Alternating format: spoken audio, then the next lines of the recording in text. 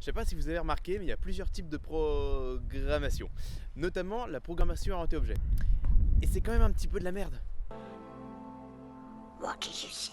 La programmation par objet est une idée exceptionnellement mauvaise, qui n'aurait pu naître qu'en Californie. Ceci est une citation de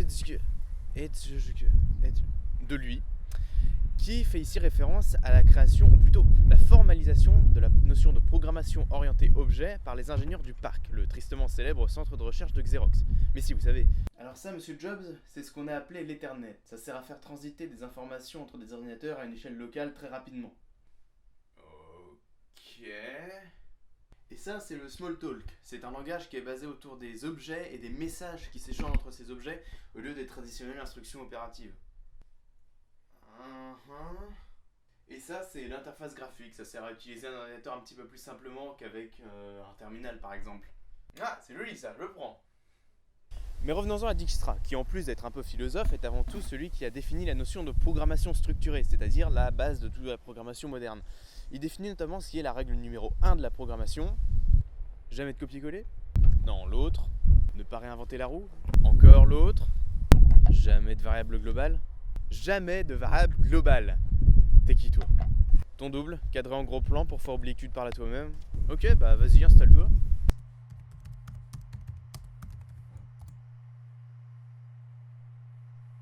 Pour en revenir à l'abandon des variables globales, c'est dans ce principe que s'inscrit la programmation orientée objet. L'idée étant de stocker nos données dans des objets, donc reliés entre eux dans un graphe.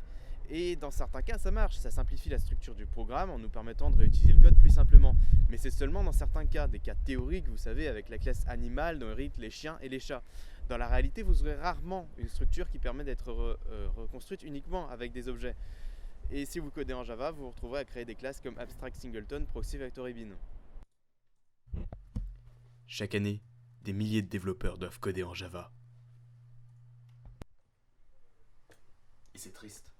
En fait, le défaut, ou la force de l'orienté objet, c'est de mettre l'accent sur les données, et uniquement les données. Alors ça fonctionne effectivement bien pour la gestion des modèles, mais pour ce qui est de l'algorithmie, on est un peu au niveau zéro.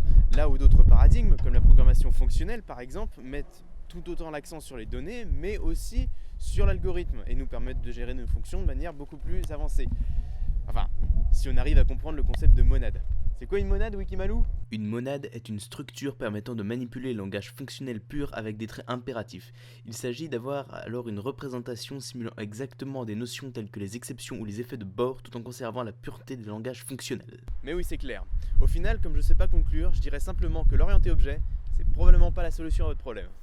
Voilà, si cette vidéo vous a plu, n'hésitez pas à mettre un pouce vert, à la partager, et si c'est pas le cas, c'est que vous êtes probablement une personne normale. Mais comme à l'avenir je ferai probablement des vidéos à destination des gens qui s'y connaissent moins, bah vous pouvez toujours vous abonner. Salut!